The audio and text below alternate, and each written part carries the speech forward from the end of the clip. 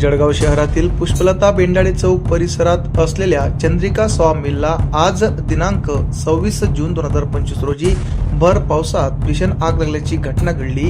या आगीने मोठ्या प्रमाणात पेट घेतल्याने परिसरात एकच खळबळ उडाली होती। घटनेची माहिती मिळताच अग्निशमन दलाचे बंब तातडीने घटनास्थळी दाखल झाले होते।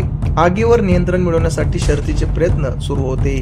आगीचे नेमके कारण स्पष्ट झाले नसले तरी प्राथमिक माहितीनुसार शॉर्ट सर्किटमुळे ही आग लागली असण्याची शक्यता वर्तवली जात आहे। दरम्यान घटनेत कोणतीही जीवितहानी झाल्याची माहिती अद्याप समोर आलेली नाही।